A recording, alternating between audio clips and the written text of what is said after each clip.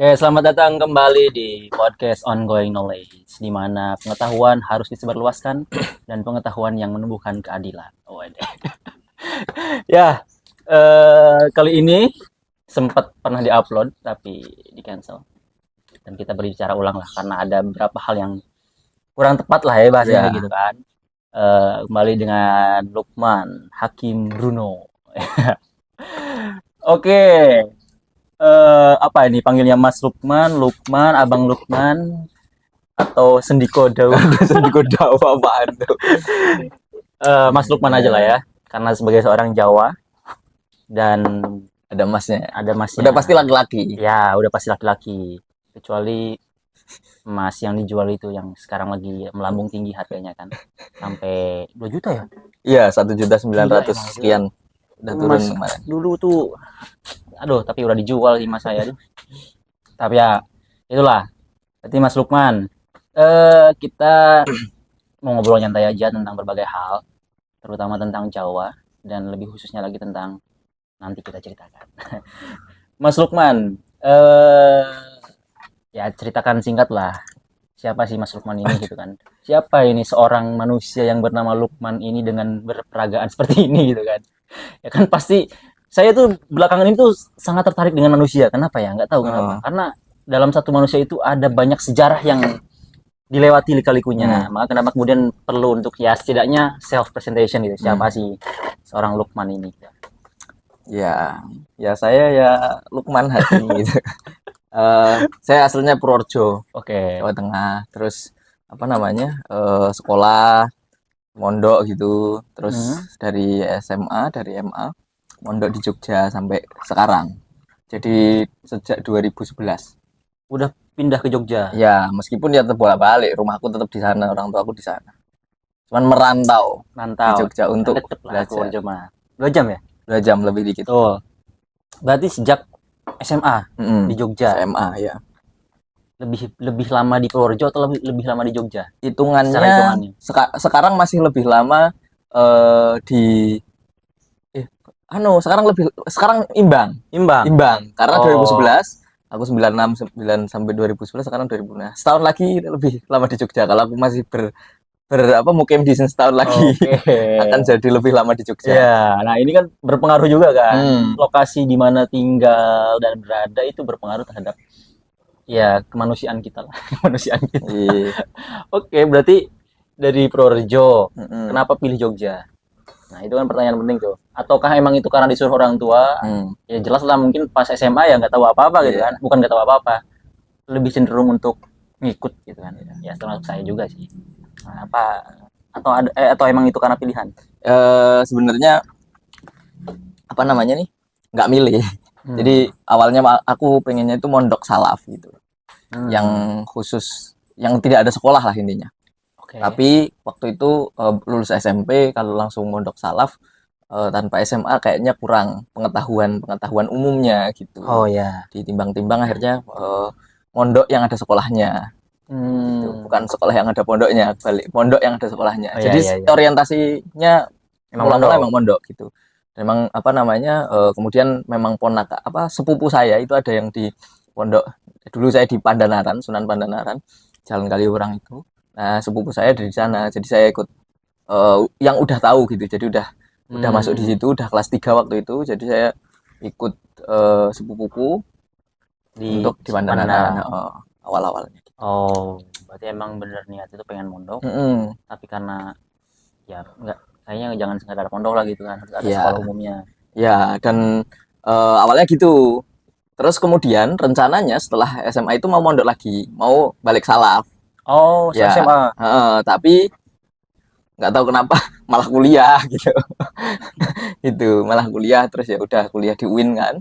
Terus juga mondok waktu itu di Kerapia, di Al Muhsin. Terus habis itu selesai di UIN, belum selesai sih sebenarnya, semester sekian gitu, semester akhir-akhir pindah di Kaliopa, pondok pesantren Kaliopa. Berlanjutlah mondok.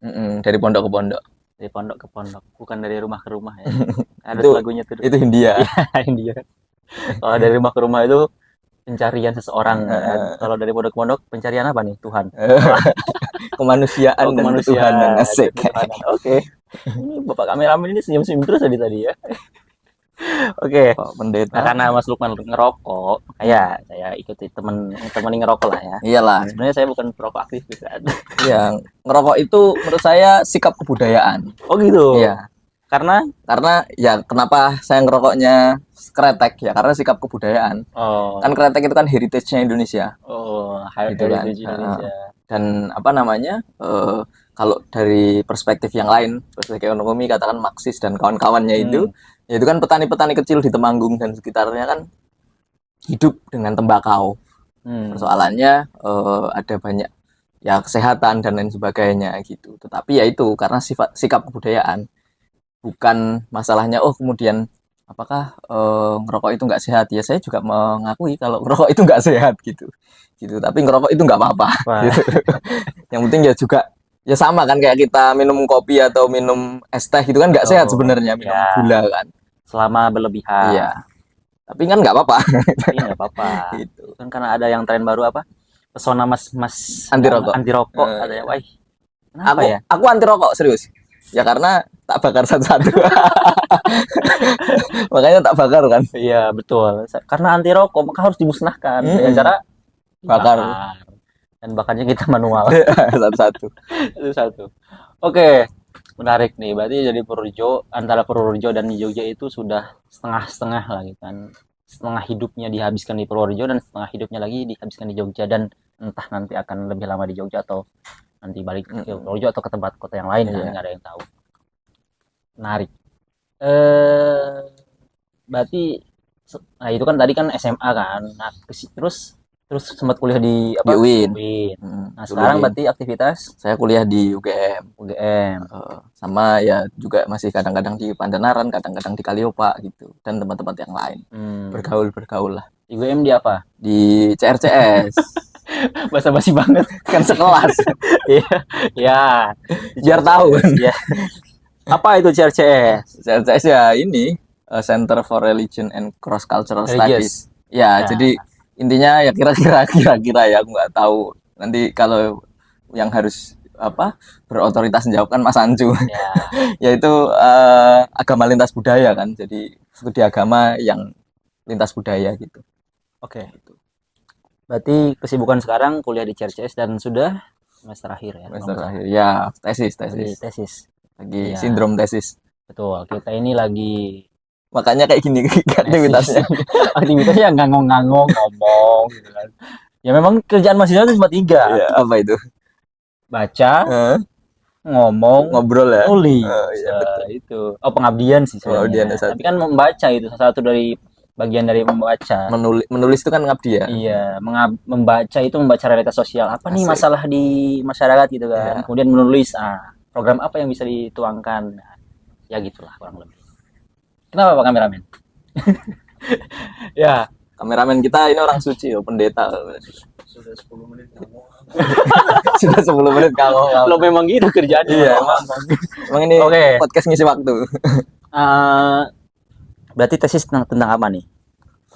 Tesis saya tentang dekolonisasi epistemik, gagasan animisme baru. Itu kaitan dengan animisme baru dan relevansinya ke wacana adat di Indonesia. Berat ya? Ya enggak lah, kan cuma bisa diomongkan. Kalau ditulis kan berat emang. Makanya belum selesai. Betul. Berarti apa itu? Ini kan enggaknya ada 3 term yang penting lah. Dekolonisasi, epistemologi gitu kan. Terus sama animisme baru. Sama wacana adat. 3 4 berarti wacana adat. Apa tuh? Itu kan ada 4 variabel yang satu-satunya tuh satu dari keempatnya itu punya bidang keilmuannya masing-masing atau punya wacananya masing-masing. Ini mau digabungkan ini. Ini memang kerja besar.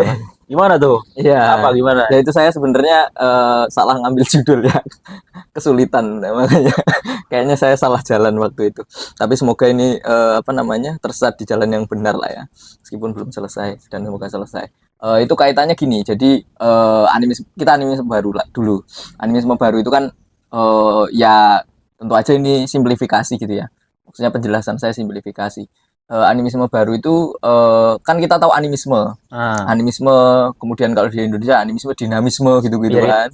apa secara singkatnya animisme tuh kepercayaan bahwa apa namanya nih benda-benda itu punya roh, punya jiwa gitu kan. Nah, terus itu animisme lama katakan, animisme yang umum gitu. Terus kemudian muncul animisme baru. Animisme baru ini mengoreksi animisme lama, apa yang dikoreksi dan apa yang tetap gitu kan. Ada variabelnya, ada dua katakan. Yang tetap ya bahwa memang banyak benda-benda yang punya apa namanya nih, punya roh katakan, atau punya jiwa gitu. Kemudian kita tentu saja berinteraksi, contohnya dengan pohon, dengan sungai, dengan batu dan lain sebagainya, dengan handphone gitu, dengan rokok gitu. Nah, apa namanya?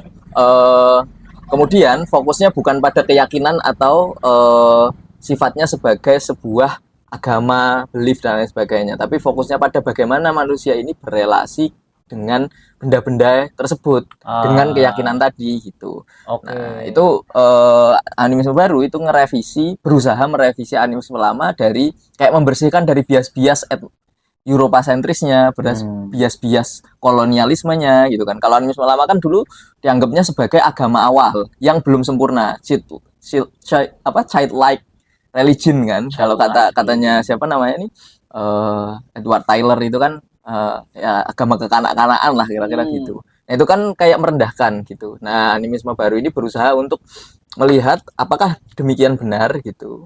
Dan kemudian tadi animisme lama itu jadi akhirnya kayak seolah-olah orang-orang animis berarti tidak berbudaya, tidak beradab, karena dia masih pada tahap awal. Kalau Taylor kan pakai evolusi kebudayaan kan. Nah, itu sebelum agama katakan, animisme itu sebelum agama, lalu agama tahap kedua, lalu sains gitu. Jadi ada hierarkinya.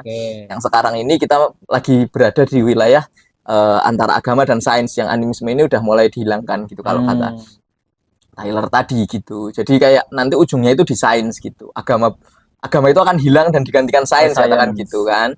Nah, itu kan hierarki itu yang membuat kalau kita melihat sebagai orang beragama, kita nggak percaya kan, apakah agama bisa digantikan sains gitu dan lain sebagainya. Tetapi kalau kita melihat ke animismenya, apakah animisme itu bisa juga digantikan agama atau sains gitu, ataukah seperti apa sebenarnya yang lebih cocok untuk disambungkan gitu. Misalnya di Islam sendiri kan ada kan, di ayat-ayat itu saya lupa ayatnya, intinya ada, coba dicari tentang bahwa tumbuhan itu daun-daun bertasbih, berarti kan dia hidup gitu kan. Ya. Tidak hanya hidup untuk bertumbuh dan lain sebagainya, tetapi dia punya kalau bahasa orang Jawa atau ininya ya dharma gitu. Ada dia punya takdir, dia punya apa namanya nih, punya fungsi gitu. Di dunia ini diciptakan untuk apa gitu, dan bukan sekedar untuk diciptakan untuk dipakai atau apa namanya dimanfaatkan oleh manusia saja gitu. Antroposentris gitu ya, fokusnya di manusia, tetapi dia punya semacam kayak ekosistem lah, dia punya banyak peran gitu. Tidak hanya diciptakan untuk dipakai. Ya benar bahwa dia bisa dimanfaatkan oleh manusia, tetapi tidak sebatas itu saja gitu. Kan kita perlu afala ta'qilun gitu-gitu kan, perlu memikirkan apakah benar afala tafakkarun gitu, apakah seperti apa yang bertasbih ini dan lain sebagainya gitu. Jadi nggak sekedar hamparan bumi ini diciptakan untuk manusia dan boleh dimanfaatkan apa aja, yang akhirnya destruktif kan, antroposin gitu katakan. Jadinya kita fokusnya di manusia, yang lain selain manusia itu bermanfaat ketika dia bermanfaat bagi manusia. Dia ada ketika bermanfaat, ketika dimanfaatkan oleh manusia. Ketika dia tidak dianggap bermanfaat oleh manusia, dia dianggap tidak ada dan boleh diapa-apakan. Itu yang menjadi masalah. Nah, itu berusaha direvisi atau direhabilitasi sama animisme baru yang fokusnya di relasi tadi, manusia dengan manusia gitu. Nah, itu pertama. Terus saya berusaha untuk menimbang atau menguji itu dengan dekolonisasi epistemik. Apa tuh dekolonisasi epistemik? Nah, dekolonisasi epistemik itu ya sederhananya kira-kira kayak kalau bahasanya Said Farid Alatas tuh penyahjajahan. Jadi penyahjajahan. Apa gitu. Itu penyahjajahan? Jadi kayak membalikkan penjajahan. Jadi kayak warisan-warisan penjajahan, kayak pandangan bahwa tadi agama itu di bawah sains, animisme itu di bawah agama, di bawah sains, terus pandangan-pandangan kayak gitu, misal alam itu boleh dimanfaatkan seenaknya, terus manusia yang belum sains atau belum beragama itu masih level patut bawah. diberadabkan gitu. Diberadabkan dalam arti dikolonisasi ya, bukan diajak untuk berpikir. Nah, itu bedanya. Nah, itu penjajahan gitu. Nah, dibalikkan, dibersihkan lagi sisa-sisa penjajahan, katakan gitu, dekolonisasi. Oh, pembersihan sisa-sisa legacy penjajahan lah. Kenapa harus dibersihkan? Nah ini karena sisa-sisa penjajahan itu meskipun karena kan kalau di Indonesia katakan ya, Belanda atau penjajah pergi, Jepang dan Belanda 45, benar 49 balik lagi, pergi lagi tahun 50, katakan udah bersih lah. Ya. Penjajah orang-orangnya. Tetapi apakah kemudian sisa-sisa dari penjajahan yang itu ada di sini itu masih berlaku atau tidak? Contohnya, kalau zaman dulu ya, orang yang sekolah itu lebih tinggi derajatnya daripada orang yang mondok, yang pesantren. Itu kan pandangan yang bisa jadi keliru gitu, dan pantas keliru karena sama-sama yang jadi titik utama bukan pada sistem mana pendidikan, tapi mereka berdua ini saling terdidik. Punya spesifikasi masing-masing gitu. Nah, jadi tidak ada menolak hierarki yang mendominasi gitu. Kemudian apakah tadi orang-orang yang misal kayak di dulu zaman penjajahan kan ada hierarki ras gitu kan. Yang ras utama itu yang kulit putih, maksudnya orang Eropa dan kawan-kawannya itu. Yang ras kedua itu Arab dan Cina. Yang ras ketiga itu orang-orang lokal, orang Jawa, orang Sunda, orang Kalimantan, orang di Indonesia Alor gitu. Nah, itu ada contoh tulisannya di bapaknya Said Farid Alatas itu, Said Hussein Alatas, yang The Myth of Lazy Native, mitos pribumi malas. Said Farid Alatas itu dari mana? Itu aslinya dari Malaysia, sekarang di Singapura. Dulunya orang Bogor. Oh, Syed Naqib Alatas? Nah, itu Malaysia juga kan? Ya, itu sekeluarga mereka itu. Said Farid itu ponakannya Said Naqib. Terus Said Hussein itu kakaknya Said Naqib Alatas. Gila, Alatas ini emang luar biasa. Yo, Alatas sekarang kan dia atas. Boleh. Bukan al-bawah. Jadi al-bawah itu kita kayaknya. Nah, itu juga jadi problem karena kita jadi seolah-olah kayak hierarki yang kasta-kasta yang tidak terlihat, yang seolah-olah akhirnya kita seolah-olah nggak boleh tampil sebagai nomor satu gitu. Karena sudah dibentuk lah oleh para penjajah. Betul. Nah, contoh lain, coba teman-teman atau kita semua renungkan. Kalau kita bayangkan kita datang ke satu auditorium itu di kampus. Kemudian ada satu diskusi. Kita itu datang yang bagian awal-awal. Posisi duduk mana yang akan kita pilih? Kebanyakan, bahkan saya sendiri kadang-kadang dulu ya belakang, ya pojokan, yang itu nggak terlalu terlihat amat, yang nggak terlalu tersorot. Padahal depan-depan masih kosong karena saya berangkatnya awal. Bukan terus kita ngambil yang paling depan dan gimana gitu ya, enggak. Tapi kenapa pola pikir kita memilih duduk yang di belakang-belakang? Itu ada sejarahnya. Kalau kata Said Hussein Alatas tadi di Mitos Pribumi Malas, ya karena ada segregasi sosial tadi. Yang nomor satu itu kalau dulu memang ketat. Nomor satu itu orang-orang Belanda, orang-orang Eropa. Nomor dua orang Arab dan Cina. Nomor tiga yang di belakang sendiri itu orang-orang pribumi, orang-orang bumi putra Indonesia ini gitu. Kayak kita ini bakal nggak pernah kita merasakan duduk di depan gitu. Nah ini meskipun mereka sudah pergi dan aturan itu sudah nggak berlaku, tapi masih kita biasakan. Iya, itu jadi kebiasaan lah. Betul. Sudah kayak mengendap di otak kita. Nah, itu kenapa tuh bisa kok sampai ya mungkin ya banyak hal lah ya mungkin kan. Tergantung pendidikan dan kebiasaan orang tua juga kan. Betul. Atau ya itu lagi tergantung konteks pendidikan orang tua dan pendidikan yang biasa dididiknya kan. Tapi ternyata seberpengaruh itu ya legacy kolonial bahkan sampai penempatan pemilihan tempat duduk aja kita masih merasa inferior gitu kan. Kayaknya Kalau di depan takut ditanya. Iya, ada ketakutan-ketakutan itu. Betul. Yang akhirnya kita untuk mengekspresikan, untuk mengekspresikan ide itu kan terbatas. Kayak katakan analoginya belum apa startnya tuh nggak sama Ya, gitu loh. titik awalnya berbeda. Ya itu Betul, yang apa dekolonisasi itu bergerak di wilayah-wilayah itu gitu. Hmm. Contoh-contoh lain misalnya kenapa kita dulu ya misal pas waktu saya masih sekolah itu main ke Borobudur terus ada bule, kita minta foto.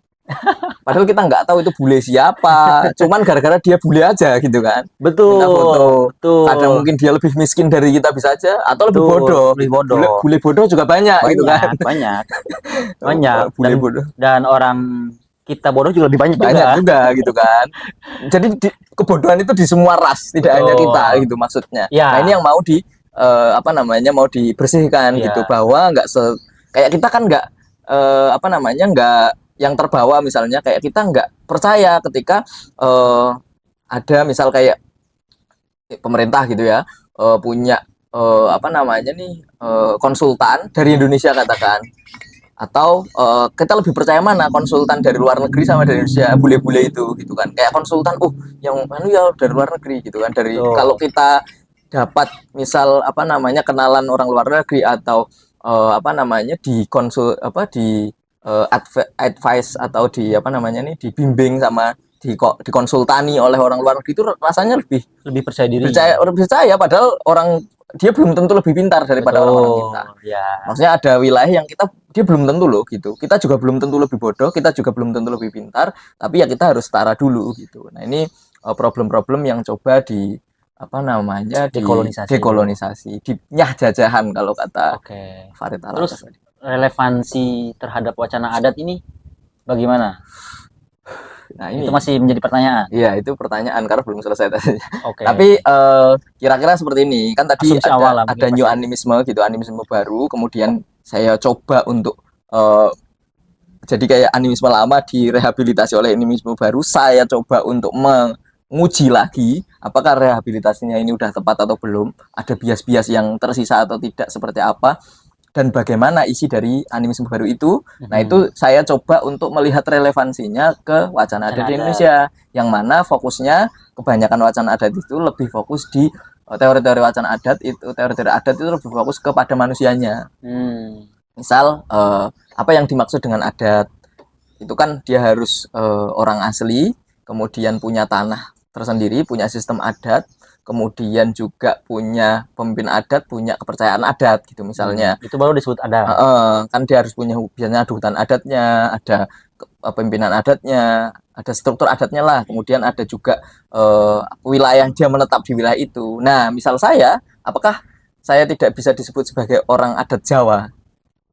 Ya, kan karena saya nggak punya sistem adat yang seperti yang lain gitu, kecuali mungkin keraton ya katakan dia yang bisa disebut gitu, yang kita lebih gampang nyebutnya, padahal kita juga bisa mengaku menurut adat Jawa gitu katakan, menurut adat Sunda gitu kan kita punya, tapi kok kita nggak disebut gitu. Ada apa dan lain sebagainya. Kemudian berkaitan sama hubungan manusia dengan alam, apakah juga apa namanya alam, seberapa pengaruh alam itu terhadap manusia, bentang alam itu berpengaruh ke manusia misalnya. Bentang alam. Misal kayak kita biasa hidup di pinggir laut, di pesisir, biasanya pola berpikirnya agak berbeda dengan yang di pegunungan. Nah, itu kan berarti ada pengaruh. Gitu. Kita yang biasa hidup di perkotaan, biasanya kita punya habit yang berbeda dengan teman-teman yang hidup di pedesaan gitu kan. Nah, itu kan berpengaruh. Lah, unsur-unsur alam tadi itu bagaimana kemudian bisa mengintervensi, memberikan masukan yang baik kepada wacana adat yang ada, biar fokusnya tidak hanya di alam, yang nanti itu bisa jadi bermanfaat ketika mendefinisikan adat tidak hanya fokus pada manusia, tapi pada tanahnya juga, pada alamnya juga, gunungnya misalnya, lautnya dan lain sebagainya, yang itu daur hidup gitu kan, dia ya juga nggak bisa hidup tanpa lokasi-lokasi tersebut, tanpa ekosistem itu gitu. Ya. Itulah kira-kira gitulah. Berarti sejauh penelusuran itu wacana adat di Indonesia itu lebih fokus terhadap manusianya dibandingkan terhadap itu nggak hanya di Indonesia sebenarnya. Iya. Secara keseluruhan dunia juga. Kebanyakan. Secara umum. Iya, secara umum memang antropologi katakan ya, ilmu tentang manusia kan. Ya tetap fokusnya tetap biar bagaimanapun saya juga mikir ya tetap yang akan jadi center manusia, tetapi itu tidak menjadi dominasi tadi yang di catatan gitu loh. Apakah bagaimana kita mempertimbangkan di luar manusia gitu loh? Itu yang juga jadi pertanyaan, karena orang-orang adat pun biasanya sangat mempertimbangkan kan. Betul. Mereka nggak boleh sembarangan nebang pohon, betul, nggak boleh sembarangan apa namanya nih ya ngambil ikan, ikan, nggak sembarangan terus kemudian menambang atau mengambil batu di gunung dan lain sebagainya gitu-gitu. Ada itu peranata-peranatanya. Jadi nggak ada peranata sosial hubungan manusia dengan manusia, tapi hubungan manusia dengan alam itu juga sebaiknya ada peranatanya. Ya, makanya saya pernah tuh dulu bilang tahun 2021 tuh, konsep hablum minallah sama hablum minannas tuh harusnya direvisi. Bukan hablum minallah sama hablum minannas. Hablum minallah sama hablum minal makhluk. Nah, kalau di Jawa saya nggak tahu, ini saya lupa, dulu tuh pernah agak menelusuri hablum minannas sama hablum minallah itu memang ada. Saya pernah lihat kalau nggak salah di satu kitab gitu. Tapi di Jawa itu terkenal, meskipun saya juga belum menemu kitabnya. Orang-orang kiai-kiai sering hablum minal alam. Nah, jadi ada tiga gerakan, hablum minallah, hablum minannas, hablum minal alam. Nah, itu hablum minal makhluk tadi, gitu kan. Jadi nggak hanya tentang manusia dengan manusia gitu.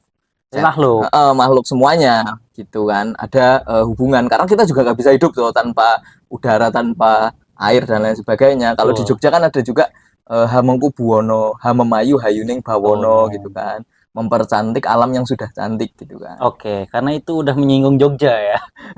Maksudnya iya, maksudnya itu menyinggung Jogja. Maksudnya itu udah ada prolog tuh Hamengku Buwono gitu kan.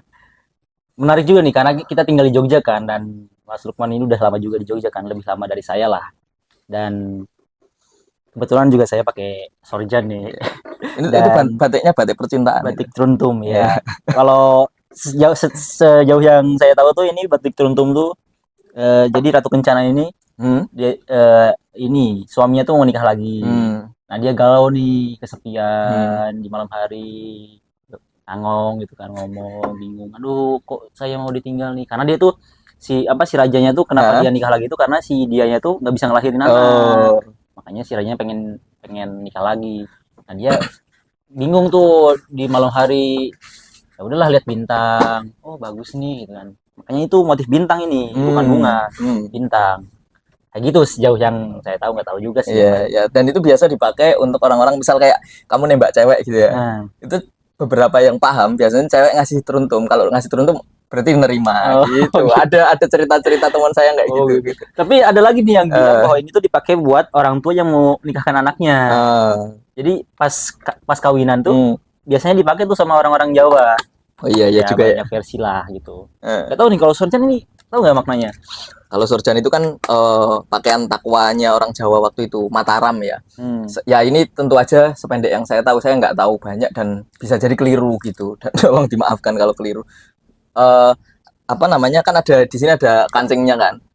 Ya. Yang saya tahu itu yang fokusnya di kancingnya itu. Jadi kalau dulu kan pakaian Jawa itu terbuka dadanya kan dulu sebelum Mataram itu. Kalau kita lihat misal Majapahit, ya katakan di film-film atau di cerita-cerita itu kan pakaiannya kayak digambarkan kayak siapa namanya, Gajah Mada gitu kan, digambarkan dia nggak pakai pakaian atas, dia hanya pakai sarung semacam jarik gitu aja. Nah, siapa namanya nih, Sultan Agung gitu yang Mataram Islam ini itu bikin pakaian takwa untuk laki-laki gitu. Sorjan itu, kemudian perempuan ya itu tadi apa namanya, apa tuh pakaian kebaya gitu kan. Nah, dan itu ada filosofinya. Di sini kan ada 6 ini kan, 6 apa namanya, benik gitu loh, 6 kancing. Itu kalau kata Mbah Kadi ahli yang kayak gitu-gitu, ahli budaya kayak gitu, kata-katanya, kata orang-orang juga, filosofinya yaitu rukun iman. Kenapa di leher? Karena kalau nggak ada iman mati gitu kan. Ya gitu. Urip sakjroning mati sakjroning urip gitu kan. Udah mati sebelum hidup. Ya, jadi kayak kita membunuh dunia dalam arti ya bukan orientasinya bukan hanya duniawi gitu kan. Nah, kemudian di sini nanti ada apa namanya, ada beniknya juga. Di sini ada 3 kan yang di bagian sini, atau 2 itu. Terus kemudian di sini ada 3, ada 2. Terus kemudian di sini 3 kan ya. Nah, yang sini ada yang tertutup kan 1. Yang sini. Nah, itu nanti apa namanya, ada ibadah yang terbuka, ada ibadah yang tertutup. Yang tertutup itu puasa. Gitu. Karena puasa itu kan ibadah rahasia kan. Iya, nggak ada yang tahu. Kalau sholat kan ibadah nggak bisa kita merahasiakan kan gitu, kecuali dalam kamar terus gitu. Tapi puasa kan nggak ada yang tahu. Nah itu ibadah ini ada ibadah yang terbuka, ibadah yang tertutup. Kemudian di sini di perut ini gitu. Terus 3 bawah?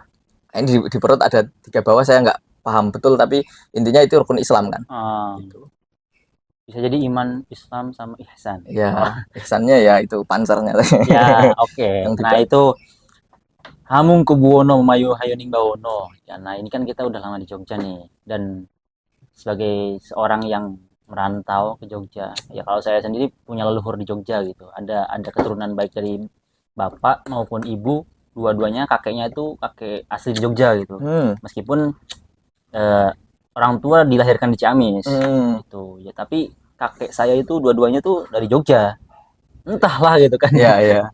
Dan mungkin ya itu ada tarikan yang besar terhadap hidup saya sehingga balik lagi Jogja. Sejak S1 ya? Ya, sejak S1. Juga udah lama ya, hampir 10 tahun. Betul, hampir 10 tahun. Ya, kurang lebih 10 tahun. Enggak nyampe sih, 8 tahun. 8 tahun kan. Ya, nanti di genepan 10. Ya. Dan ya itu Jogja ini kan terkenal dengan kerajaan. Sampai sekarang kan masih ada kan ya, kerajaan, sultan lah gitu kan, karena ya memiliki keistimewaan, makanya Jogja istimewa gitu kan. Dan dengan keistimewaan tersebut ya apa sih yang menjadi istimewa gitu kan, selain hanya karena kesultanan gitu kan. Terus juga pernah mendukung kemerdekaan dengan memberikan emas yang sangat besar itu kan, dalam jumlah sangat besar. Terus juga ada nih yang lagi rame itu tentang sumbu filosofi gitu kan. Ya itu kan yang setidaknya belakangan ini tuh banyak sangat dibicarakan khususnya oleh Bagus Mulyadi sih. Profesor Bagus Mulyadi.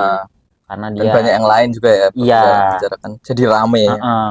Ya yang pada intinya nanti tuh ke ujungnya tuh ke ini, ke bagian ada yang juga membahas tentang logika mistika. Iya. Ya itu kan mitos gitu kan, logika mistika sama rasional. Ada ya sekarang sepertinya media sosial itu menjadi perdebatan yang luar biasa lah gitu kan, dan itu bagus menurut saya gitu. Karena ada distribusi ruang. Ya ada ruang, ada distribusi wacana yang sangat variatif, sehingga orang-orang itu nggak hanya sekedar tahu ini ya, meskipun lagi-lagi balik ke orangnya kan. Kalau dia ada filter bubble juga ya. Iya, kalau dia nontonnya itu doang ya udah itu doang gitu kan. Nah, apa tuh, gimana tuh sebenarnya, apa sih sumbu filosofi Jogja ini? Kenapa kemudian misalnya menjadi branding yang sangat kuat sumbu filosofi Jogja gitu kan? Ya, kenapa tuh? Yang saya tahu tentu aja ya, keliru, tapi maksudnya saya baca beberapa buku, misalnya bukunya Kiai saya sendiri di Kaliopak, Kiai Jadul Maula, Islam Berbudayaan, terus ada bukunya siapa namanya, Profesor Damar Jati itu dari UGM. Terus ada juga yang mungkin paling bisa menjawab sebenarnya, maksudnya yang memang salah satu fokusnya di situ ya, buku profil Jogja itu Pak almarhum Umar Priyono, yang membahas tentang the City of Philosophy, City of Philosophy Jogja, Yogyakarta, the City of Philosophy. Kota filosofis gitu. Kenapa disebut itu? Karena ya dia dibangun, Jogja ini kan dibangun, Mataram sebenarnya ya awalnya. Itu dibangun dengan by design yang jelas. Maksudnya dengan ada filosofi di belakang desain tata kota Jogja gitu kan. Kan dulu pertama Pak Nembahan Senopati di Kota Gede. Terus Sultan Agung pindah di Kerto, di Pleret itu. Kemudian Perjanjian Giyanti itu lama, terus kemudian Perjanjian Giyanti, terus kemudian muncul Hamengkubuwono I atau Pangeran Mangkubumi yang membangun sekarang jadi keraton di Jogja itu, yang di alun-alun utara itu, alun utara selatan itu gitu. Nah itu dibangun oleh Hamengkubuwono I, arsitek utamanya itu yang sekarang kita bisa masih lihat gitu. Dan itu bangunannya mirip-mirip dengan dengan, maksudnya dia punya filosofi yang relatif sejajar. Jadi kalau di Jawa itu yang kata orang-orang itu ada prinsip atau filosofi kalau pohon itu jadi kalau pohon ditebang itu kan masih ada, misal pohon ini gitu ya ditebang, itu masih ada yang tersisa gitu kan, dan itu nunggak semi. nunggak semi. Oh, di Jawa nunggak semi. Tunggak itu kan pohon yang dipotong terus masih ada Tunggul lah kalau. masih ada apa namanya yang tersisa itu. Nah, itu kadang semi atau bertumbuh lagi. Jadi tidak dihabiskan, tidak memotong seluruhan, tapi kayak mengambil yang baik dari lama itu diambil terus ditambahi yang lebih baik lagi gitu. Apa itu bahasa fikihnya? Oh iya, Maksudnya kalau gitu. teman-teman fasid muqaddam jalil masalah. ini Bukan. Jadi dil akslah. Iya. Aduh, lupa lagi. al muhafazatu alal Qadimi sholih sholih wal ahdu ahdu bidadi bijadil dil aslah. Amin. Bukan gitu, doa, Bapak coy. Pendeta. Aduh. Ya, gitu. gitu. Nah, itu kayak gitu. Kemudian dibangunlah 1755 itu kan mulai dibangun 1775 ya, dibangun apa namanya? Keraton atau Kesultanan Yogyakarta ini. Sebelumnya kan Kesultanan Mataram, kemudian ada di Solo, di Berarti Surakarta. pertama kali itu Kesultanan Yogyakarta itu dibangun oleh Sultan Hamengkubuwono I itu. Tapi sebelumnya Mataram. Mataram itu dibangun oleh pertama Panembahan Senopati, lalu Sultan Agung, Amangkurat dan lain sebagainya gitu-gitu. Dan sebelumnya ada Mataram kuno. Jadi kata Mataram diambil dengan beragam corak. Mataram kuno kan coraknya bukan Islam, Hindu Buddha atau apa gitu kan. Yang nanti melahirkan apa namanya candi-candi itu gitu. Dan pada awalnya kan kalau nggak salah itu dari Sunda. Saya malah kalau ini nggak salah teman-teman sih yang bilang kayak gitu. Jadi sebenarnya dulu tuh dari Sunda, terus kemudian ke Mataram kuno. Ya entahlah itu. Ya, jadi kayak kalau saya lihat bisa jadi gitu karena modelnya itu bergilir. Ya. Kayak semacam bergilir gitu loh. Kalau yang lebih dekat ya mungkin yang kan dari Majapahit, Brawijaya 5 kemudian pindah ke apa namanya Demak pindah ke Pajang sebentar, terus Mataram. Jadi kayak bergantian gitu loh. Ya. Gitu. Kesultanan di ini tuh bergantian gitu. Pindah ke sini gitu. Dan itu kayak memagari Jawa lah katakan. Pindah-pindah itu. Tuh, gitu. Terus apa tadi? Lanjut. Nah, tata kotanya diperhatikan atau dibangun dengan filosofi. Kan ada apa namanya bentengnya itu, benteng keraton. Ada benteng Baluarti gitu kan, yang benteng luarnya gitu kan. Nah, kemudian di dalam benteng sendiri kemudian yang di benteng bagian dalam yang benteng keratonnya ada yang benteng kita lihat itu kan benteng pojok benteng ya, itu benteng luar. Itu yang orang-orang apa namanya yang diisi desa-desa yang sebagian itu dulu diisi oleh abdi dalam dan orang-orang yang di dalam situ mengabdi di Sultanan itu. Kemudian benteng dalam itu yang rumahnya Sultan katakan gitu. Nah, kemudian ada dua alun-alun dan ini menjadi archetype, menjadi apa namanya preferensi untuk pembangunan tata kota di hampir seluruh Indonesia. Corak-coraknya kayak apa namanya ada alun-alunnya. Terus kemudian ada masjid atau gereja gitu kalau di teman-teman yang beragama di luar Islam gitu. Kemudian ada pasar. Jadi ada 3 hal yang perlu di balai kota seimbangkan. Nah, pemerintahan betul. Nah, alun-alun itu kan tempat untuk berkumpul acara-acara besar. Kemudian juga tempat demonstrasi gitu-gitu. Kalau misal ada sesuatu gitu kan, cara apa namanya nih katakan kayak memprotes gitu kan di situ lokasinya di depan kantor pemerintahan. Tapi ada yang spiritual berupa masjid atau tempat ibadah. Kemudian ada berkaitan ekonomi, pasar gitu. Jadi itu harus imbang dalam hidup ini. Ada yang di pemerintahan, ada di spiritual atau di keagamaan, ada yang di ekonomi, juga ada ekspresi sosial gitu di alun-alun itu gitu. Dan itu jadi archetype. Ya. Kan di Ciamis juga gitu kan? Betul. Pasti kantor bupati di depannya ada alun-alun. Iya. Tepat itu. Jadi masjid, depannya itu alun-alun dan sampingnya itu balai kota pemerintahan. Dan biasanya di situ ada pasar. Sebelahnya pasar. Nah, gitu ya. Benar. Oke. Apalagi Ciamis itu kan dulunya kan punya sejarah yang kuat juga. Kerajaan Galuh. Oh iya, Kerajaan Galuh itu kan salah satu kerajaan Pajajaran. Kan Galuh terus Pajajaran, ya nggak terlalu tahu itu. Tapi yang intinya jelas Ciamis itu punya darah kerajaan yang kuat lah. Iya, punya ini ya, punya sejarah kesultanan kerajaan. Ya, makanya nggak terlalu beda lah mungkin sama Jogja ini. Iya. Nah, terus gimana tuh? Belum selesai kan baru terus kemudian kalau sumbu filosofi itu kan dari selatan pantai. Dari apa namanya nih? di payung. Dari apa namanya nih Laut Kidul, Segoro Kidul atau Laut Selatan. Kemudian ada situs lagi di Kerapia itu Panggung Kerapia atau Kandang Menjangan. Itu kemudian di Keraton itu senternya. Itu kemudian di Tugu Pal Putih itu, Ya, Gologilik yang gitu. situ. Tugu Jogja itu yang biasa ramai orang Nongkrong. selfie gitu. Terus kemudian di utara pojok ada gunung dan itu kalau secara geografis kalau orang Jogja nyebutnya Giri Samudra. Kesultanan Giri Samudra. Giri itu gunung, samudra itu jadi yang diapit oleh gunung dan samudra. Giri samudra. Giri itu gunung, samudra itu laut. Giri samudra gitu. Dan itu ada ceritanya gitu kan. Panembahan Senopati pendiri Mataram ini aslinya bukan orang sini. Beliau dari apa namanya Pajang itu. Kemudian apa namanya mengalahkan Aryo Penangsang bla bla bla bla gitu, intinya apa namanya perpecahan di kesultanan sebelumnya gitulah. Kemudian kayak topo terakat lah. Kalau dicerita di Babat itu beliau ngeli dari Sungai Kaliopak ke pantai selatan. Tentu aja ini saya tidak perlu dibayangkan kita seperti menyelam gitu ya.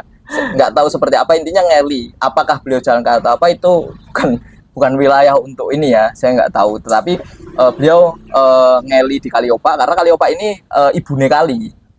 Ibunya kali.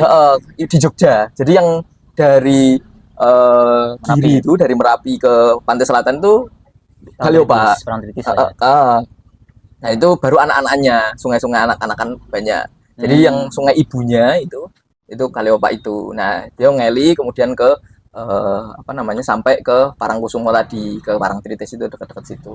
Nah di situ beliau bertapa tirakat gitu, kemudian membangunkan Nyi Roro Kidul, Kanjeng Ratu Kidul gitu, yang tidak kuat dengan pertapaannya. Jadi kayak seolah-olah kalau kita pahami ini ada kayak seolah-olah kita tanda kutip ya, kayak kita minta izin kepada tidak hanya kepada makhluk yang manusia yang di situ, kepada Tuhan jelas karena bertapa beliau berdoa pasti, tetapi kepada makhluk-makhluk yang lain, kepada alam dengan Kaliopak tadi, kepada samudra dengan sosok Nyi Roro Kidul tadi gitu, yang tidak mampu apa namanya yang bergejolak istananya gitu. Kalau dicerita di Babat itu bergejolak istananya, saking kuat energinya, energinya terlalu kuat, kemudian apa meminta Nyi Roro Kidul minta berhenti gitu.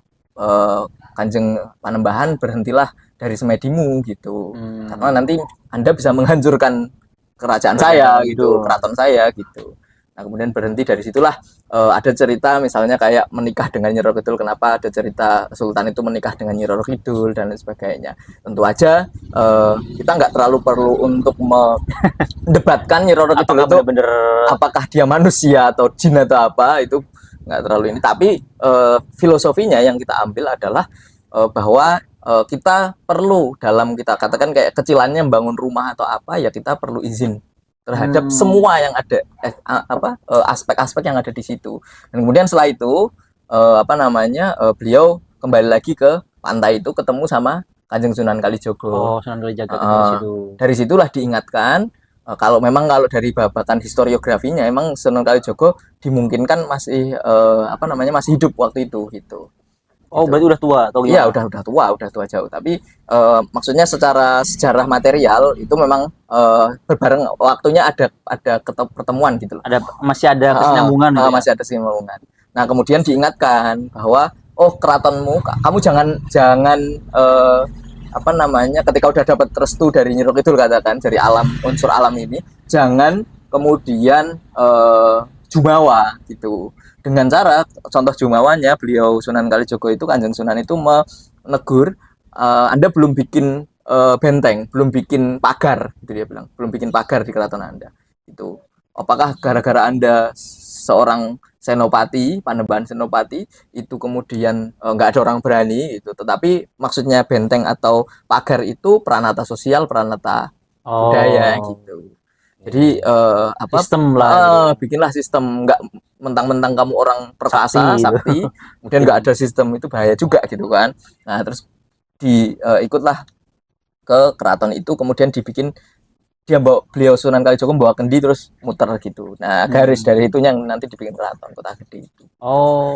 gitu. Jadi nggak lepas dari pengaruh Sunan Kalijaga juga. Betul, iya jelas kalau itu arsitek spiritualnya katakan kan. Dan Panembahan Senopati kan beliau ditemani oleh orang-orang hebat kayak Ki Ageng Pemanahan, Ki Ageng Giring dan lain sebagainya, Ki Ageng yang apa namanya muridnya Sunan Kalijogo, murid langsungnya yang menemani gitu. Kemudian apa namanya kalau kayak mungkin bisa dianggap sebagai bagian dari upaya apa namanya perpindahan gitu kan. Kenapa dari Semarang Sunan Pandanaran, Sunan Tembayat pindah ke Klaten, kemudian nanti apa yang melahirkan meskipun beliau tidak melahirkan tapi kok jadi ke selatan gitu kan. Yang awalnya di utara kan fokusnya di utara kan, Pajang juga di daerah utara. Terus kemudian tapi Pindah ke kesultanan pindah ke selatan ke daerah Jogja ini gitu. Gitu. Nah, itu dibangunlah apa namanya keraton itu. Nah, kemudian singkat cerita ya kira-kira apa namanya dilanjutkan nanti oleh Hamengkubuwono I, Pangeran Mangkubumi itu yang membuat keraton yang sekarang keraton itu. Karena memang dari awal Pangeran Mangkubumi ini mendaku diri sebagai pewaris otentik Mataram Islam. karena Jadi beliau memang memegang teguh kalau Solo kan lebih luas. Maksudnya beliau kayak misal di Solo atau di yang pecahannya Mataram yang lain, Solo, Mangkunegoro dan lain sebagainya itu mereka tidak mendaku diri atau mereka tetap apa namanya bagian atau turunan dari Mataram Islam. Tetapi kalau yang Jogja ini mendaku diri bahwa saya pengen kayak tadi nunggak semi tadi. Saya pengen membuat keraton, membuat sultanan yang ini mengambil apa namanya nilai-nilai lama dari kesultanan yang Sultan Agung, Panembahan Senopati dan seterusnya itu di masa itu setelah perjanjian Giyanti itu. Jadi kayak aku pengen bikin yang seperti dulu gitu. Tentu aja dengan kontekstualisasi dan macam-macam kan. Tapi beliau meniatkan untuk memang kayak melestarikan, melanjutkan gitu. Ya. Gitu. Nah, kemudian dibangunlah keraton yang sekarang itu dengan tadi cerita-cerita tadi salah satunya menjadi dasar, menjadi bahan filosofis dari pembangunan keraton gitu. Kan secara kalau di buku-buku itu keraton itu yang sekarang keraton itu adalah tempatnya sultan yang ketika beliau duduk di singgasana bersenewuko gitu itu beliau adalah khalifah yang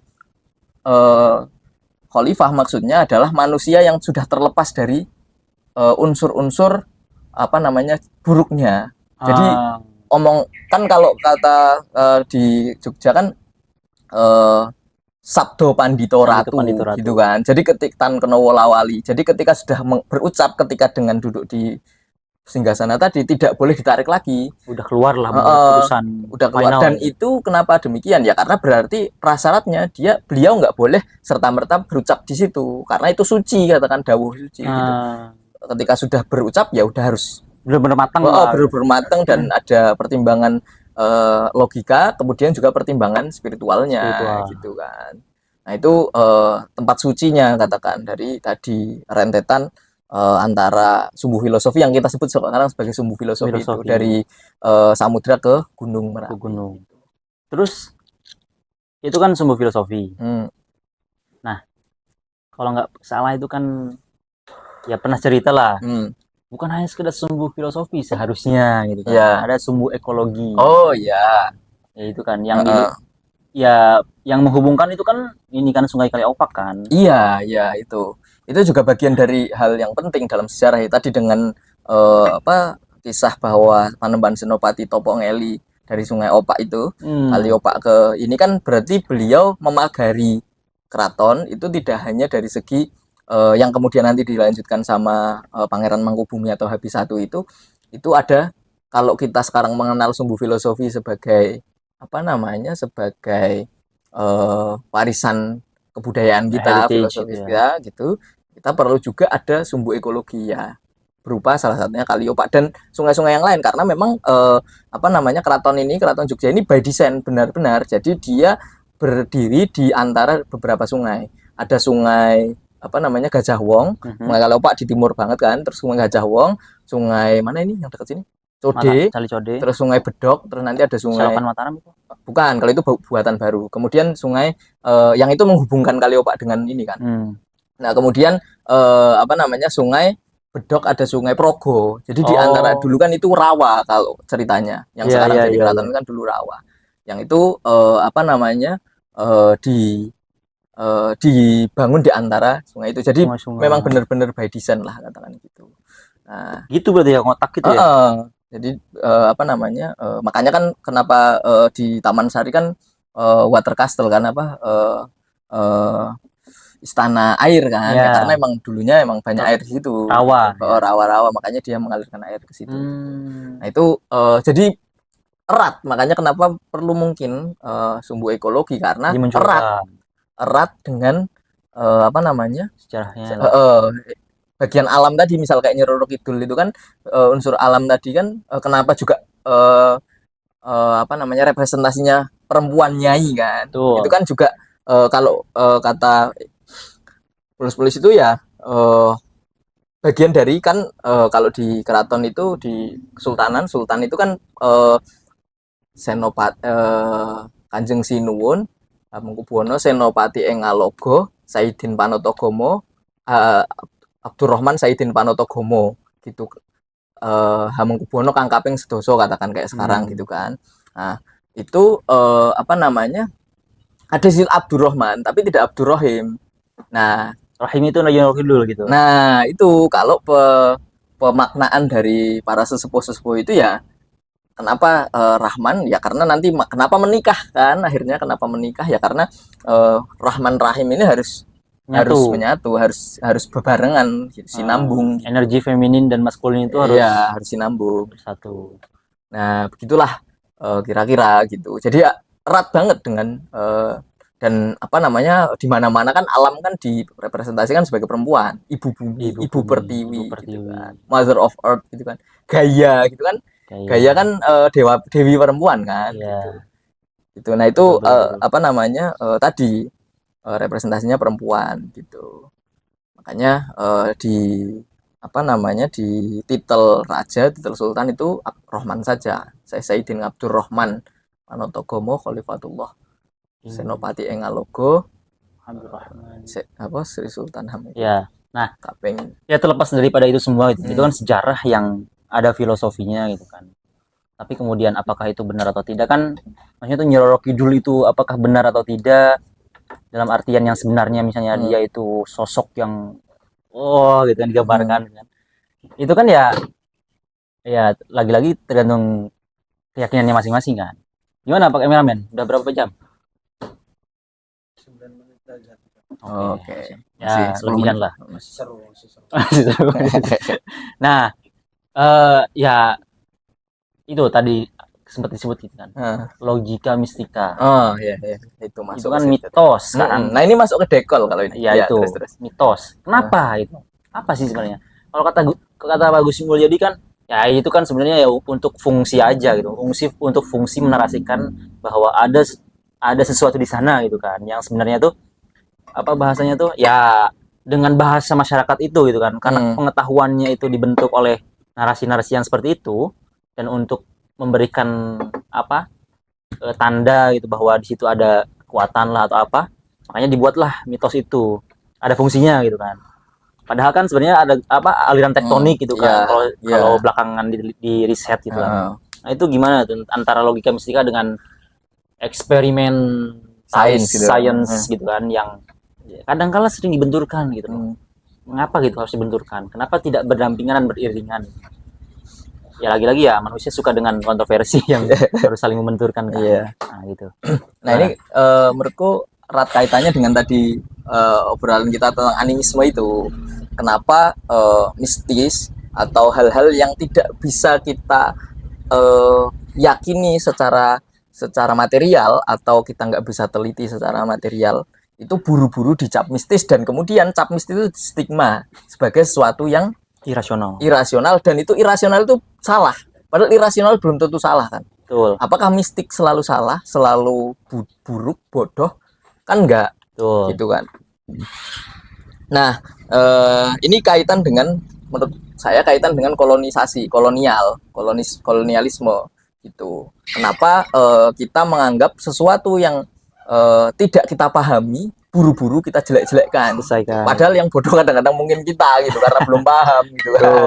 Nah itu persoalannya berarti di kita. Gitu. Nah ini dan ini apa namanya persoalan warisan kolonial katakan, yang tadi hierarki ilmu pengetahuan. Jadi seolah-olah ilmu pengetahuan tradisional itu dimistifikasi, yang menjadikan mistifikasi itu di-downgrade menjadi stigma yang tidak rasional, dan tidak rasional itu dianggap bodoh gitu.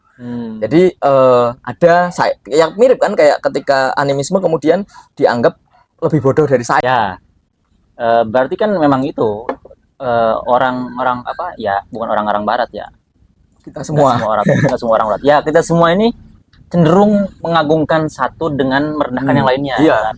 Padahal kan nggak semua, padahal kan belum tentu apa yang menurut kita nggak masuk akal, menurut orang lain mungkin masuk akal gitu kan. Nah jadi ya itu lagi-lagi Kebenaran tidak hanya eksklusif hidup kita. Gitu. Iya, betul.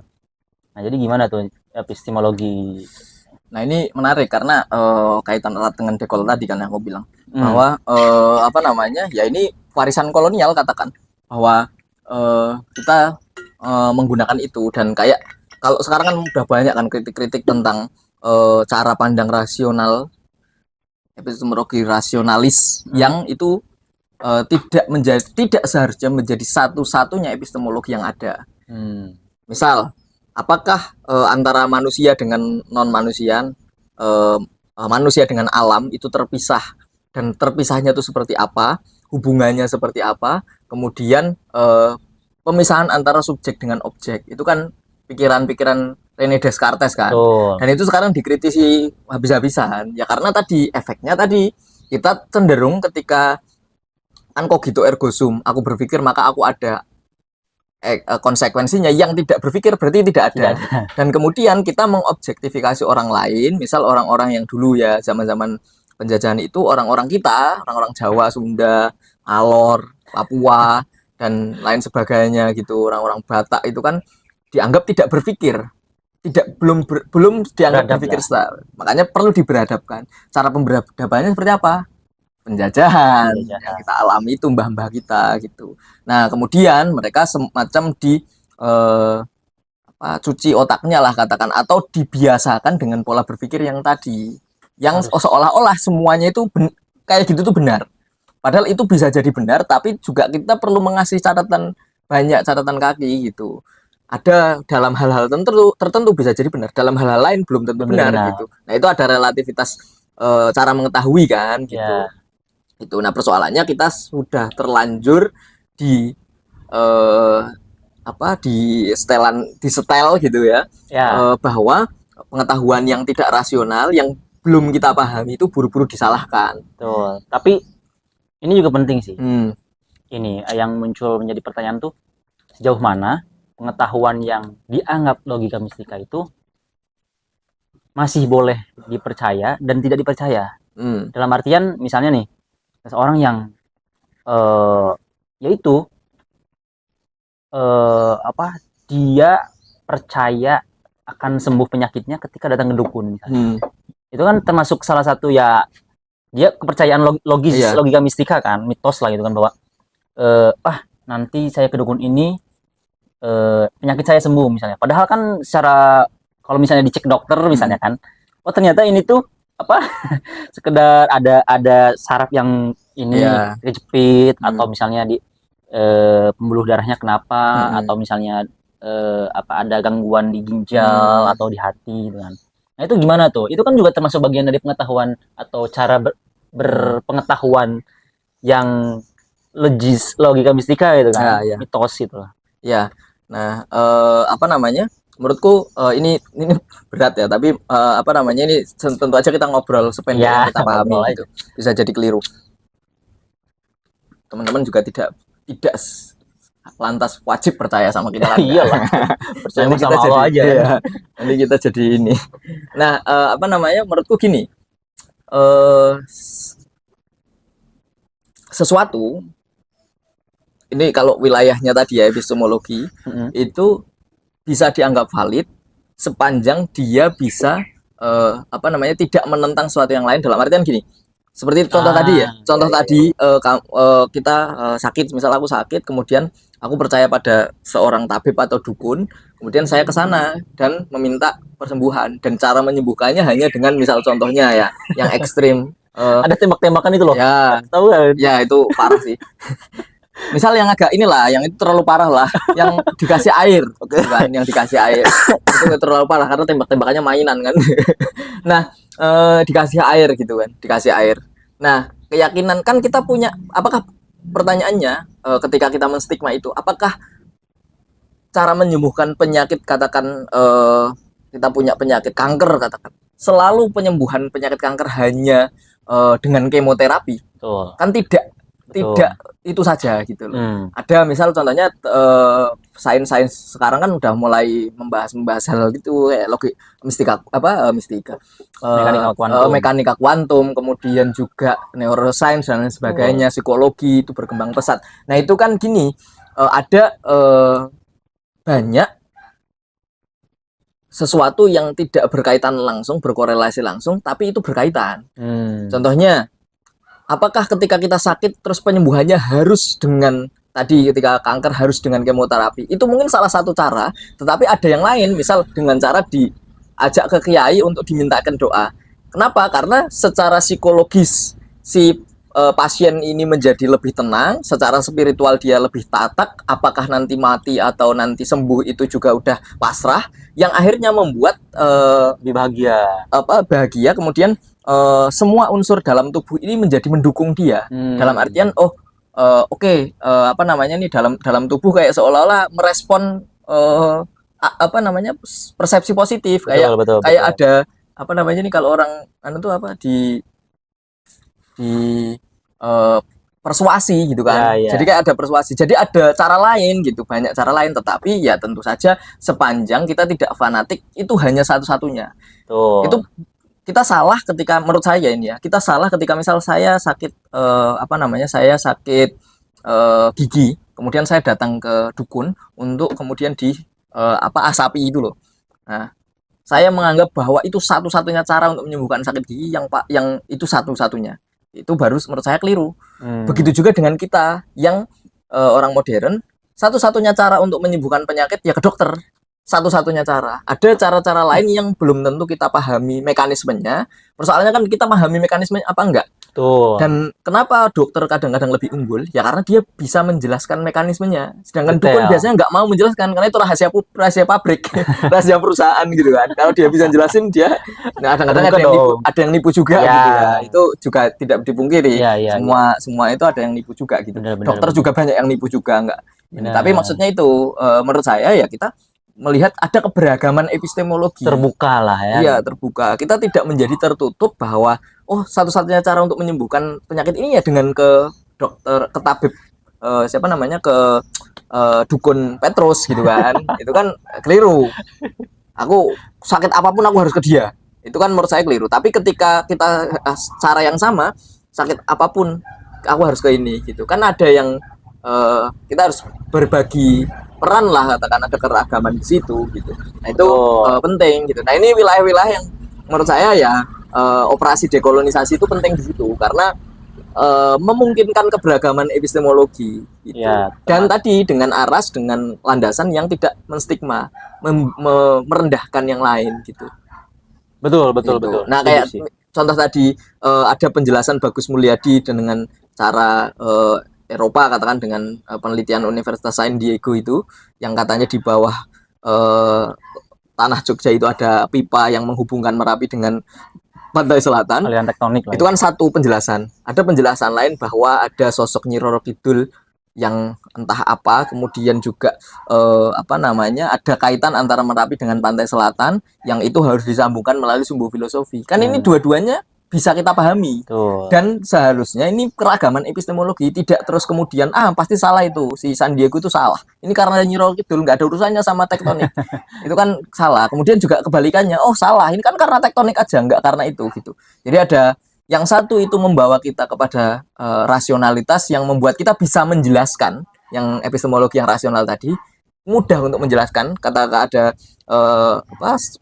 udah ada risetnya lah gitu. Aliran tektonik kita bisa gampang menjelaskan. Tapi ketika Nyi Roro Kidul kita tidak mudah menjelaskan. Tetapi outputnya adalah yang satu kita bisa menjelaskan, yang satu kebijaksanaan. Yang kita tidak sembrono gitu kan. Ada fungsinya lah gitu kan. Betul. ya fungsionalisme gitu kan, fungsionalitasnya apa gitu kan. Betul. Nah itu Masih aman itu, ya, terus. Bapak masih aman? Sama, baru 9 menit kok. Ya takutnya mati kayak tadi. 20 menit lah paling. Ya. Oke. Nah itu perlu di beri ruang keragaman itu yang perlu diberi. Betul. Setuju sih kalau itu. Ya karena memang bukan cuma satu-satunya cara gitu kan. Bahkan saya pernah baca tuh di Pondok Kaliopak itu kan. Untuk ke Tuhan aja sebanyak jalan mencarinya kan. Iya. Itu kan Kiai Jadul yang itu kata-kata Kiai Jadul kan. Ya itu. Bahkan untuk menuju Tuhan aja sebanyak orang mencarinya gitu. Apalagi hanya untuk penyakit gitu kan. Ya itu banyak ragam caranya untuk menyembuhkan gitu. Karena kita sejatinya kita nggak tahu caranya. Betul. Terus yang salah ketika kita menganggap cara kita itu yang paling benar dan yang lain salah. Nah itu baru keliru. Truth claim itu kan. Ya, truth claim tertutup itu loh. Kalau kita meyakini bahwa caraku ya yang benar ketika ada penyakit aku ke dokter, keyakinanku. Kenapa nggak ke dukun? Ya karena aku percayanya ke dokter. Oke, nggak masalah. Tetapi tidak lantas menyalahkan yang ke dukun. Ketika dia tidak ada fakta yang jelas, meyakinkan dan terbukti bahwa itu ngapusi gitu kan. Ya, kecuali emang yang kelihatannya. Ya, kayak yang main pakai pistol-pistol mainan, Ultraman, pistol mainan itu kan. Dan orang percaya, nah itu kan yang menjadi salah. Nah itu mungkin yang perlu kita, ya nggak kita juga sih, ya terserah aja. Tapi maksudnya itu setidaknya kita berikan alternatif pengetahuan bahwa yang begitu tuh nggak tepat, kurang tepat lah. Ya jadi, bagaimanapun ya tetap aja harus bilang yang kalau nggak tepat tetap nggak tepat. Iya gitu benar. Kita perlu ada sikap kan. Tetapi sikap itu terbuka. Nah kemudian yang menurut saya kita lebih mudah kok mendeteksi kesalahan-kesalahan berpikir yang kita anggap sebagai logika mistika. Contohnya tadi misal kayak perdukunan dan sebagainya. Kita sekarang relatif lebih mudah bagi orang-orang yang sekolah ya maksudnya. Yang sekolah itu lebih mudah karena apa? Karena lingkungan kita lingkungan modern katakan, lingkungan sekarang. Tetapi kita lebih sulit untuk mendeteksi apakah pengetahuan-pengetahuan yang dihasilkan dari epistemologi modern ini, yang misal kayak tadi epistemologi modern ini itu valid atau enggak. Kita gimana mendeteksinya? Karena dia mampu menjelaskan. Sedangkan ini kan nggak mau menjelaskan, kita bisa menghentikan. Tapi ketika dia mampu menjelaskan, misal penjelasan neuroscience yang kemudian ada di dalam tubuh itu kan bakteri macam-macam. Kemudian di mana letak ruh, letak nyawa. Berarti nggak ada nyawa itu, gitu kan? Karena itu kan ada argumen-argumen itu kan, yang kemudian nggak ada nyawa dan lain sebagainya gitu kan. Karena itu cuma mirroring saraf aja. Betul, karena di sini mekanis. Nah, ini kan paradigma yang menurut ada saya lupa penulisnya siapa. 10 kesalahan saintis. Maksudnya 10 dogma saintis. Ada buku itu. Saya pernah lihat itu. Nah, itu salah satunya itu. Jadi mereka paradigma itu memahami bahwa seluruh alam semesta ini, apapun manusia, binatang dan lain sebagainya itu bisa dijelaskan dengan cara mekanis. Maksudnya ada saraf, kemudian saraf ini bergerak, berarti ini efeknya ke sini. Padahal tidak semuanya mekanis kan. Dengan cara tadi, misalnya kenapa kemarin viral kan beberapa bulan yang lalu yang istrinya dosen UIN itu yang tiba-tiba perutnya banyak pakunya. Itu dari mana coba kalau dipikir? Tapi itu beneran. Beneran, dan itu ke dokter mereka. Ada berita-beritanya beberapa bulan yang lalu, dosen UIN, istrinya dosen UIN. Jadi perutnya banyak pakunya, keluar paku macam-macam gitu. Dan dokter nggak bisa menjelaskan. Ada beberapa hal yang kita nggak bisa menjelaskan. Jadi mekanismenya tidak melulu dunia ini tidak melulu mekanis. Ya, makanya fisika kuantum, mekanika kuantum itu kan lebih itu mendisrupsi ini gitu kan. Karena ternyata nggak seluruhnya mekanis. Kan kalau paradigma yang sains yang modern itu kan mekanis. Jadi kalau A ya nanti kalau A ketemu B ketemu jadi C gitu kan. Gitu. Nah, padahal nggak semuanya seperti itu. Kebanyakan seperti itu oke, tapi nggak semuanya. Nah, itu perdebatan. Nah, itu kita perlu juga mendeteksi logika mistika yang negatif itu yang ada di dunia-dunia kita. Tidak terus sasaran tembaknya itu tidak terus melulu pengetahuan tradisional atau pengetahuan adat gitu. Tapi mungkin aja kita nggak tahu. Tapi kita juga perlu melihat juga gitu. Itu udah dibombardir dari dulu. Bahkan sebelum misalnya orang-orang modern yang sekarang menggembor-gemborkan tentang sustainability dan lain-lain, justru masyarakat adat sudah berpuluhan tahun, ribuan tahun menjaga itu kan. Karena kalau nggak salah secara data, hutan itu yang banyak menjaga itu masyarakat adat. Iya. Pelestarian hutan itu justru masyarakat adat. Tapi kemudian kita yang selalu mengecap bahwa mereka itu buruk, terbelakang, kolot lah, ketinggalan zaman lah, udik lah, kampungan lah, deso. Ya sebenarnya nggak masalah dengan bahasa-bahasa itu, tapi kan ada tendensi untuk Iya, merendahkan. Nah, itu merendahkan. yang menjadi masalahnya. Dan mereka tidak dianggap valid ceritanya. Betul. Gitu. Karena nggak ada bukti. Mm-mm. Ya itu kan semenjak ada hukum tertulis misalnya, hukum oral itu udah tidak menjadi lagi penting gitu kan. Meskipun memang bagus gitu kan, ada temuan terakhir Iya. yang dapat menjadi bukti gitu kan. Tapi jangan kemudian misalnya kita ya udah meminggirkan Iya, itu iya, semua betul, gitu betul. kan. Dan ini menurut saya tadi malam saya ngaji di Kaliopa itu kita perlu menyisakan dalam diri kita, dalam pikiran kita, dalam hati kita, kita perlu menyisakan takjub, rasa takjub. Maksudnya apa namanya dalam melihat sesuatu kita perlu menyisakan takjub dan itu bisa jadi memang kalau bagi kita yang beragama atau apa namanya ada pencipta gitu loh, ada pencipta yang menciptakan kemudian yang mengatur semua ini dengan caranya yang belum tentu kita bisa pahami. Jadi menyisakan takjub. Misal apa namanya di lingkungan adat ini sekarang gini kemudian ada cerita-cerita yang itu kita nggak terlalu masuk akal gitu. Tetapi buktinya mereka mampu kok apa namanya mereka mampu membuat alam menjadi selaras dan lain sebagainya gitu-gitu. Ya kita sisakan takjub aja, tidak perlu mungkin kita belum bisa mempercayai atau kita memvalidasi, tapi itu kita wonder gitu ya, kalau itu banyak juga kan sekarang yang ini. Tapi kita perlu menyisakan takjub itu. Kalau semuanya bisa dijelaskan dengan mekanis kan, itu kan nggak ada ketakjuban lagi gitu. Nah kita perlu menyisakan takjub supaya apa? Supaya kita tidak menjadi apa namanya nih kayak fanatik atau mungkin ya merasa paling benar karena kita nggak punya ketakjuban. Iya betul. Jadi ingat kalau bicara tentang takjub wonder tadi kan bukan caption bioku kan wondering is wondering. Iya.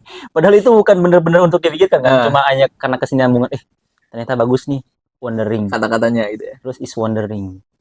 Wih bagus ya, udah tak bikin gitu kan. Iya. Karena belum ada yang sejauh ini yang nggak tahu juga ya. Wondering kan pengelanaan, wanderer, wondering, penakjuban kan tadi kan. Ternyata baru ketemu nih makna. Ternyata begitu. Obrolan sore ngalor itu betul menemukan sesuatu itu. Iya benar serius. Kadang apa yang kita tuliskan itu belum tentu paham maksudnya, tapi ingin meskipun secara bahasanya itu secara dangkal kita tahu gitu maksud itu seperti itu, tapi secara lebih dalam ternyata begini. Ketemunya belum tentu belakangan. Iya. Betul. Nah itu kalau kita nggak menyisakan menyisakan ketakjuban gitu, ya kita akan merasa paling benar dan ya kita nggak akan menyisakan ilmu baru kan. Kalau katanya para ulama kan seseorang menjadi bodoh ketika dia merasa pintar. Itu titik mula dia menjadi bodoh gitu kan. Itu karena dia udah berhenti gitu kan. Ada itu kata-kata yang bagus, siapa ya, apa barang siapa yang telah sampai maka ia barang siapa yang tersesat maka ia, itulah pokoknya. Tapi yang intinya mengarah ke sana gitu. Ketika dia udah merasa selesai, maka dia di situ sebenarnya udah gitu, selesai. Tidak akan mendapatkan apa-apa lagi. Tapi ketika dia merasa tersesat, belum tahu apa-apa, maka dia akan mendapatkan sesuatu yang baru. Ya. Sampai mati pun sebenarnya nggak ada, ya itu makanya ada pembelajaran sepanjang hayat, konsep-konsep dari Ki Hajar Dewantara gitu kan. Iya. Gitu kan. Apa tolabul ilmi minal mahdi ilal lahdi gitu kan. Dari ayunan sambil yang lahat gitu. Bahkan setelah yang lahat pun nggak tahu juga, nanti mungkin kita masih bisa belajar kan. Iya. Tahu. Kita belum tahu. Belum ngalami. Ya, belum ngalami. Tapi itu kita sisakan ruang ketakjuban itu. Supaya kita tidak berhenti. Nah ini menurut saya kebijaksanaan tadi, bahwa yang kadang-kadang dianggap logika mistika itu menimbulkan kebijaksanaan ya karena kita menyisakan ruang ketakjuban. Kan jadi nggak kosong, hidup ini nggak kosong ketika kita menyisakan itu. Nah ketika semua dijelaskan dengan mekanis, apalagi yang harus dan ternyata apa namanya manusia tidak hanya butuh penjelasan itu gitu, butuh ketakjuban juga, butuh ya macam-macam gitu kan. Karena manusia hidup dari narasi sih, cerita, bukan dari penjelasan ilmiah yang mekanistis kayak gitu. Sebagian besar gitu kan ya nggak ada ya, negara aja kan konsep kan? Konsep. Nah misal saya kemarin baru lihat ada di YouTube itu penjelasan tentang bom atom. Nama bom atom itu kan dari novel dan itu fiksi. Jadi saya lupa penemunya itu, yang intinya ini berkaitan sama Oppenheimer lah ya. Waktu-waktu itu kenapa disebut bom atom, yaitu karena si yang nyebut itu, yang pertama kali menyebut, dia membaca fiksi, ini seperti buku novel yang saya baca itu. Padahal mungkin novelis itu dia nggak tahu bom atom bom bakal ada beneran, tetapi ya itu karena apa namanya imajinasi yang dibikin oleh novelis ini yang menyebabkan apa namanya menyisakan ruang ketakjuban dan kemudian ternyata ada beneran gitu. Tuh. Dan kemudian menjadi inspirasi nama gitu. Ya, Gitu. menarik nih, udah lama banget nih, udah panjang. Oh, udah habis coy. Ya, kau ngasih tahu ya, sialan. 1 menit lagi. Apa? Oh, masih tapi masih berjalan. Kita tutup aja. Habis baterai, ya udah, tutup aja. Ya, karena sudah sangat panjang lebar obrolan kita Ngalor sampai ini mau habis. Jadi kita tutup aja teman-teman. Terima kasih sudah mendengarkan. Semoga bermanfaat. Yang benar ini datang dari, nggak tahu datang dari mana. Mungkin kalau orang beragama datang dari Allah, Islam maksudnya, atau Tuhan lah gitu. Yang salah ya datang dari setan gitu kan. Yang dari saya, setannya saya. Entah itu mewujud dengan dalam diri kita melalui kata kita atau apapun itulah. Semoga intinya semoga bermanfaat dan menjadi apa ya bahasanya itu, memberikan pengetahuan yang baru lah ya. Yaitu entah pengetahuan yang baru, entah wawasan yang baru gitu. Terima kasih. Sampai jumpa di next podcast.